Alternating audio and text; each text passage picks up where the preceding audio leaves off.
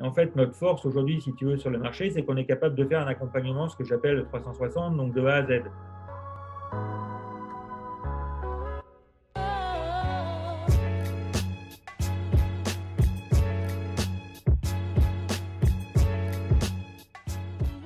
Bonjour Marc, merci beaucoup d'être avec nous aujourd'hui. On pensait que c'était utile de pouvoir mettre un petit peu l'éclairage sur des groupes qui sont agiles et dynamiques, notamment par les temps qui courent. Comment ça va? Écoute, étant donné la situation, ça va plutôt pas mal. Effectivement, comme tu t'en doutes, dans les hôtels, la situation est, en termes de clients est plutôt tendue, hein, puisqu'on a des TO entre 15 et 20 Mais écoute, on essaye de bouger, de modifier un peu les choses et pour justement réattirer du client au sein de nos établissements. Ce qui était intéressant, c'est pour ça que je voulais qu'on échange un petit peu ensemble. C'est vrai que globalement, la profession est un peu à l'arrêt. Ce deuxième confinement ne vient pas pour nous rendre la vie plus simple. Mais il y a quand même quelques acteurs qui sont assez dynamiques et notamment chez vous, vous avez, malgré le contexte actuel, continué à développer. Je crois que vous avez fait une dernière opération il y a quelques semaines. Est-ce que tu peux nous parler un petit peu de à la fois ce que vous avez fait pendant cette période, cette année 2020 qu'on va essayer d'oublier quand même le plus vite possible et pourquoi vous l'avez fait? En fait, on a essayé de maintenir en 2020 la dynamique qu'on avait créée depuis maintenant 4 ans, depuis mon arrivée de la chaîne hôtelière, en fait, en disant si on s'arrêtait au moment du confinement, finalement, on n'était pas sûr de pouvoir redémarrer. Et je pense que la force de travail qu'on aurait demandé aux équipes pour redémarrer aurait été vraiment importante.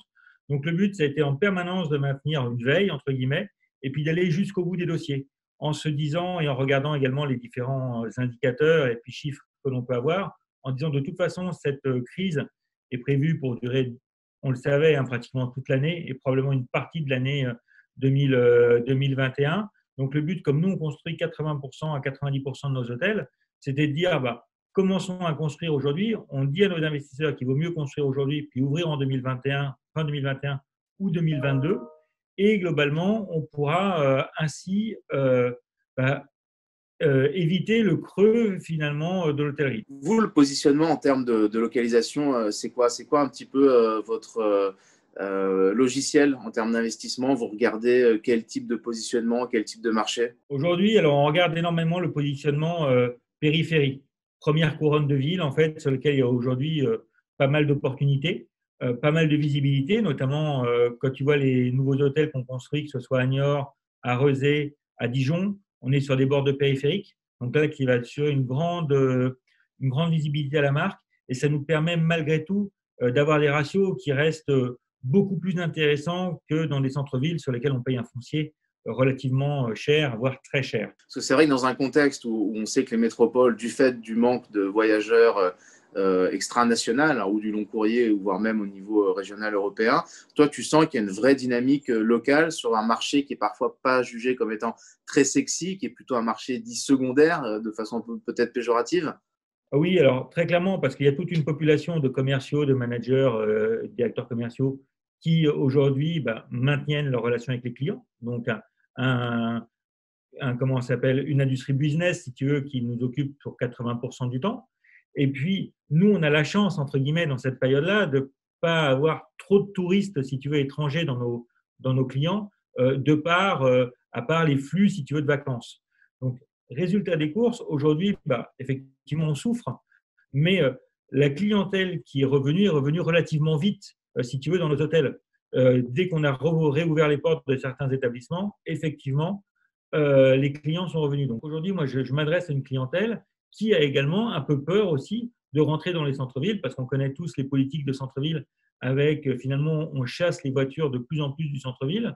Donc, de plus en plus de personnes veulent dormir en proche périphérie du centre-ville pour éviter tous les bouchons également, tous les inconvénients qu'on peut avoir en centre-ville. Qu'est-ce que tu as retenu de cette année 2020, de cette période de crise en termes de gestion? Est-ce que le fait d'être dans un groupe, on va dire, de petite taille, en devenir, en accélération, est-ce que ça vous a amené quand même des leviers d'agilité en termes de gestion? Tu as quelques exemples qui illustrent ça? Ou tu l'as ressenti comme ça? L'intérêt dans un petit groupe, c'est-à-dire qu'on a eu les remontées du terrain immédiates, avec des inquiétudes.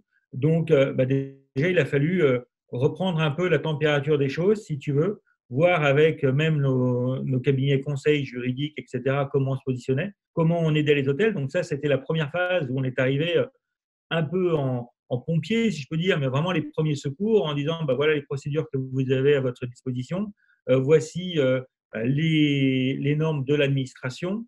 Voilà, on a essayé vraiment si tu veux, de travailler tout ça dans un premier temps. Et ensuite, ça a été de rassurer également, de donner toutes les informations qu'on pouvait avoir. On faisait des Zooms régulièrement avec nos hôteliers, tous les 15 jours, 3 semaines. On réunissait tous les hôteliers pour savoir de quoi ils avaient besoin, parce que c'était important de répondre aux besoins, comment on pouvait les aider, et puis s'il y avait des choses qu'on avait, entre guillemets, mal fait ou dont ils avaient besoin. Donc ça nous a vraiment liés au niveau, si tu veux, de nos franchisés. Et puis après, ce que ça nous a appris, je pense qu'on était plein de certitudes. Quand j'ai gagné mon award. The best B2B campaign is Arcana Hotels. Congratulations. L'année dernière, avec toi, aux Hospitality Awards, finalement, on s'est dit, putain, on va faire une année, excusez-moi pour l'expression putain, mais on va faire une année absolument incroyable en 2020. Salon de la franchise, équipe hôtel. On a 6 dossiers en construction.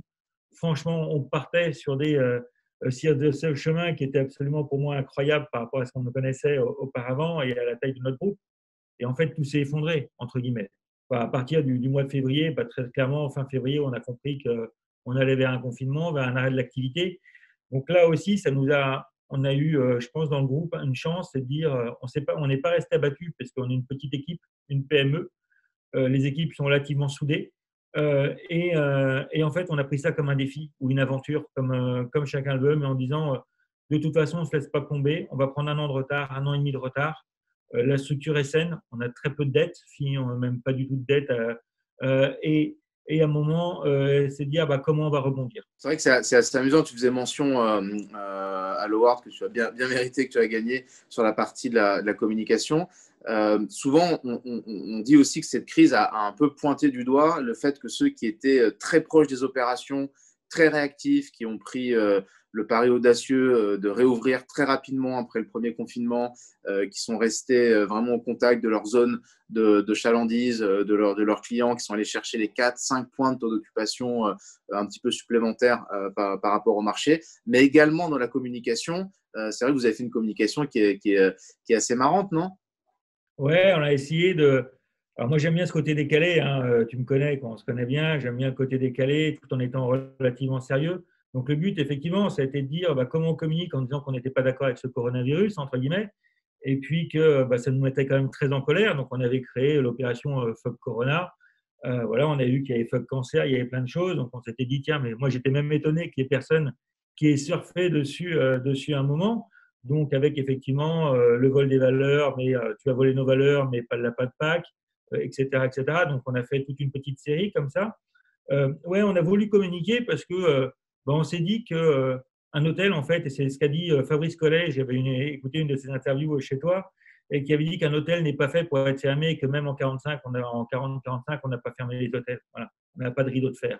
Et moi, ce que je voulais montrer également, c'était que la vie continuait. C'est-à-dire que si à un moment, on se laissait tous abattre, ça allait être comme nos économies, on allait faire moins 10, moins 15, moins 20. Et donc, le but, c'était aussi d'en profiter d'une façon assez opportuniste en disant, je sais que les grands groupes, parfois, mettent un petit peu de temps à réagir, mais nous, on peut le faire. Donc, profitons de la petite fenêtre qui nous est donnée pour communiquer, pire, pour qu'on nous voit, parce que le Fuck Coronavirus, ça a fait pratiquement 25 ou 26 000 vues.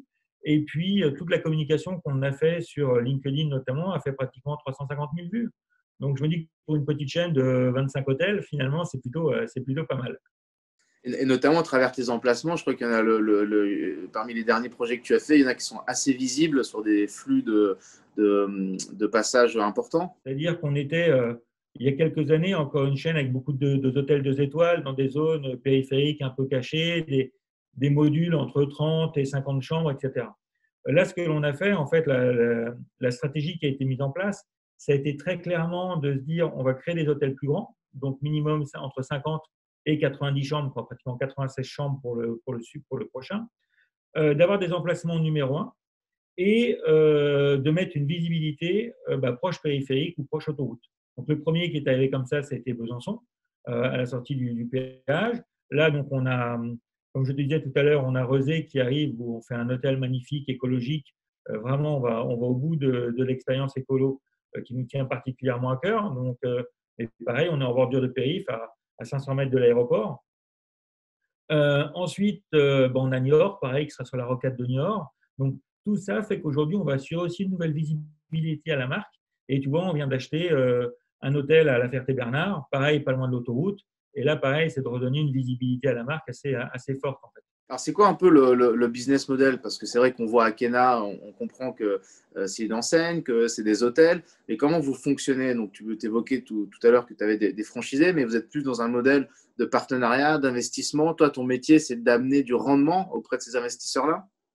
Exactement. Alors, moi, mon métier, c'est d'amener du rendement. Et en fait, notre force aujourd'hui, si tu veux, sur le marché, c'est qu'on est capable de faire un accompagnement, ce que j'appelle le 360, donc de A à Z. Donc, finalement, de la recherche foncière à de la construction et bien évidemment ensuite au suivi. Et notre secret également, c'est qu'on arme nous-mêmes nos établissements. C'est-à-dire que c'est une équipe à Kena qui vient monter l'hôtel à partir du moment où le projet va être terminé. On prend en compte le facteur humain, on prend en compte bien évidemment le facteur destination. On recrée aujourd'hui du service que l'on ne faisait pas, là, on vendait simplement des chambres. Aujourd'hui, on a travaillé sur une offre de bar, donc qui fonctionne plutôt pas mal, puisque ça rapporte 10% du chiffre d'affaires. Là, on est en train de tester finalement une offre snacking, mais plutôt haut de gamme, puisque c'est que des produits frais qu'on met dans nos hôtels, avec des DLC très courtes, etc. Mais pour voir comment également ça prend. Et puis, moi, je me suis dit, comme on l'a vu également lors de dernier At the Reward, c'est de dire comment également on va développer le lieu de vie dans nos espaces avec finalement du coworking. Donc, comment on met finalement nos espaces de petit déjeuner, nos salles de réunion à disposition des gens qui veulent travailler, notamment dans cette période. On a un business qui est de dire comment on met un peu l'humain au cœur de tout ça et on va développer des services et dire, je te prends un exemple tout bête, moi je cours plutôt pas mal et je m'aperçois que le matin, quand je quitte mon hôtel à 7h30 ou à 7h avec mes tennis, on est 5 ou 6 à partir courir. Et je me dis comment de plus en plus, l'hôtel va devenir aussi un lieu de vie. Et en fait, je te prends l'exemple de Rezé, mais à Rezé, tous les mardis soirs, il y aura un cours de yoga. Tous les mercredis, on fera une course dans Nantes, etc., etc.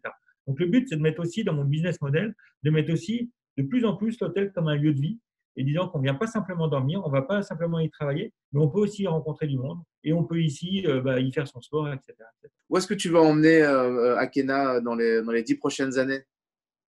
Aujourd'hui, écoute, on a fait un gros nettoyage sur la chaîne, puisque les hôtels qui ne correspondaient plus, si tu veux, aux critères Akena, sont sortis. Aujourd'hui, le but, on va terminer l'année, je pense, à un peu moins de 30 hôtels. Tu vois, on est à 26, 28, voilà. Le but moi, je dis souvent, aujourd'hui, on est sur un rythme d'entre 6 et 10 hôtels par an. Donc, tu vois, dans 10 ans, globalement, c'est de dire, j'aimerais bien qu'on soit à une centaine. Mon vœu le plus cher, c'est d'être à une centaine d'hôtels. Voilà, parce que évidemment, le but également, c'est de garder aussi cette convivialité qu'on a tous entre nous au niveau de la chaîne Akena qui font nos valeurs. D'accord. Donc là, l'idée, c'est à la fois de t'appuyer sur tes partenaires actuels, mais aussi de pouvoir amener des gens qui peut-être ne connaissent pas forcément l'hôtellerie, mais qui ont envie d'y investir. Exactement. Le but, c'est très clairement, aujourd'hui, on a des partenaires qui commencent. Si tu veux, il était très rare au début d'avoir chez nous des franchisés qui avaient 2 ou 3 établissements.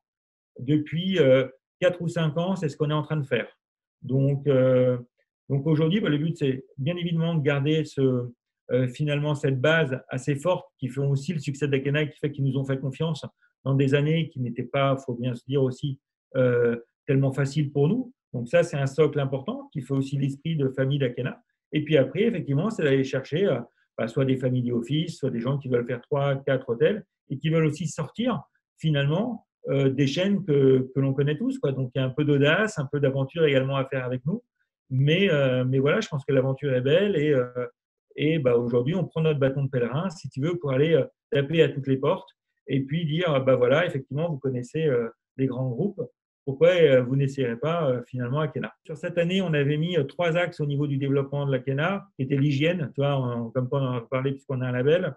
Mais surtout, on avait une association qu'on voulait défendre, et ça, c'est grâce aussi à tous nos hôteliers. Quand un client recouche dans l'hôtel et qui désire qu'on ne fasse pas sa chambre, alors c'est à son désir, en fait, on travaille avec une association et on reverse 50% de cette somme que l'on a gagnée, entre guillemets, à l'association. Ça s'appelle Enfants Star et Match, qui a comme parrain Harry Lecomte. C'est pour faire, si tu veux, découvrir aux enfants malades le tennis à travers une des stars qu'ils aiment. Donc voilà, donc le but aujourd'hui, tu vois, c'est aussi ça Kena Hotel, c'est dire aussi un petit peu de générosité et vraiment de travailler dessus, et l'environnement qui reste aujourd'hui bien évidemment une part importante de notre engagement. D'accord, bah, écoute, c'est une très belle initiative et c'est important que les marques incarnent aussi ces valeurs. Donc, bah, félicitations pour toutes ces initiatives. Bon courage à toi pour les mois qui viennent. Ça ne va pas être simple. Et en tout cas, merci de continuer à bouger un petit peu et garder de la dynamique dans notre beau secteur. Merci beaucoup, Vangelis, et merci à toi. Et on a été très heureux de participer au David the Reboard il y a une quinzaine de jours, qui nous a également permis à tous de se remettre un peu de baume au cœur et de tous se revoir après quelques mois difficiles. Merci beaucoup.